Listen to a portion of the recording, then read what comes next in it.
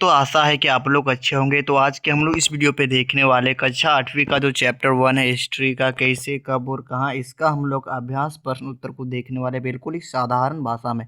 तो चलिए दोस्तों, हम लोग समय को नहीं गवाते हैं और वीडियो को स्टार्ट करते हैं। दोस्तों, फर्स्ट क्वेश्चन में पूछा गया है कि सही और गलत बताइए। ठीक है, तो क्या सही और क्या गलत है आप लोग को बताना होगा।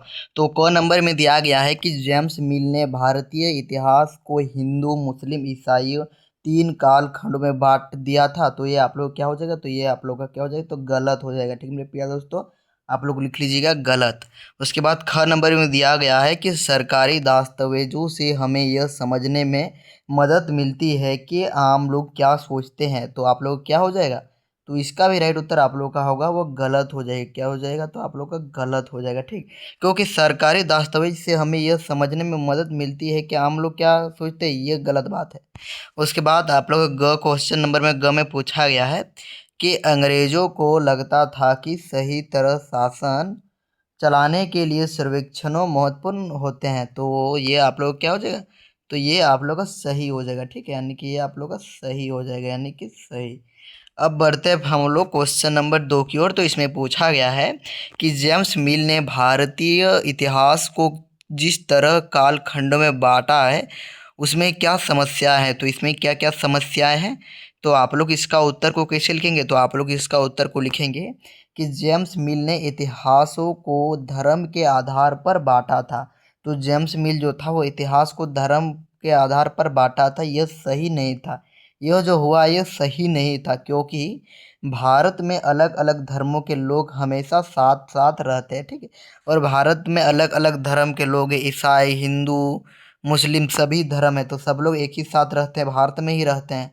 तो इसीलिए ही इसमें दिया गया। ठीक, इसलिए इतिहास को केवल धर्म के आधार पर नहीं बांटना चाहिए, लेकिन जो इतिहास जो है उसको धर्म पर आधार पर नहीं बांटना चाहिए।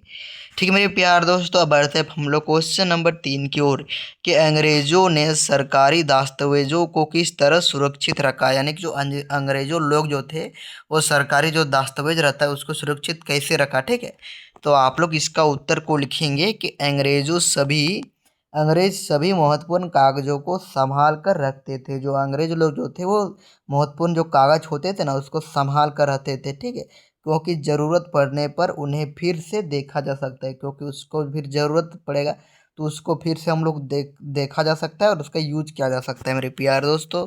तो समझ में आ गया क्वेश्चन नंबर 3 भी। अब बढ़ते हैं हम लोग 4 नंबर की ओर कि इतिहासकारों पुराने अखबारों से जो जानकारी जुटाते हैं।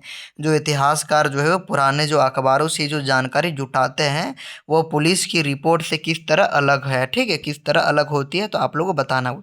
तो पहले आप लोग देख लीजिए कि पुराने अखबारों में लोगों की राय, घटनाओं और समाचारों की जानकारी मिलती थी। ठीक, यानी जो पुराना अखबार होता था उसमें लोगों की घटनाएं और राय ये सभी का जानकारी मिलता था। ठीक, दूसरी ओर पुलिस रिपोर्ट में क्या होता है, तो कानून व्यवस्था कैसा है, अपराध से जुड़ी जानकारी होती है। तो इसलिए अखबार और पुलिस रिपोर्ट दोनों अलग अलग प्रकार की जानकारी देते हैं। जो अखबार देते हैं तो अखबार क्या देते हैं, तो वो अपना घटना देते हैं, क्या क्या हुआ, क्या क्या होने वाला है। ठीक है, तो ये सभी का देते हैं घटनाएं। ठीक है मेरे प्यार दोस्तों, जबकि जो ये पुलिस रिपोर्ट जो है मेरे प्यार दोस्तों वो क्या कार्य करते हैं, तो वो कानूनी व्यवस्था को देखते हैं और अपराध से जुड़ी जानकारी को देखते हैं। ठीक मेरे प्यारे दोस्तों, अब बढ़ते हैं अब हम लोग 5वीं क्वेश्चन की ओर कि क्या आप आज की दुनिया के कुछ सर्वेक्षणों का उदाहरण दे सकते हैं। सोचकर देखें कि खिलौने बनाने वाले कंपनियों को यह पता कैसे चलता है कि बच्चे किन चीज़ों को ज़्यादा पसंद करते हैं।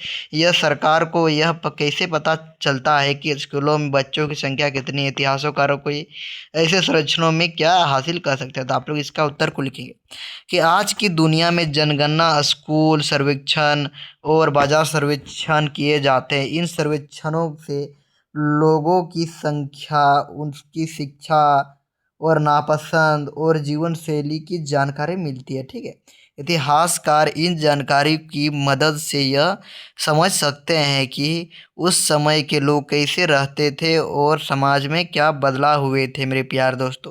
तो मेरे प्यार दोस्तों, आप लोगों को ये वीडियो को अच्छा लगा तो लाइक करें, कमेंट करें, सब्सक्राइब करें और हाइप करें। ठीक है मेरे प्यार दोस्तों, तो जय हिंद, वंदे मातरम दोस्तों।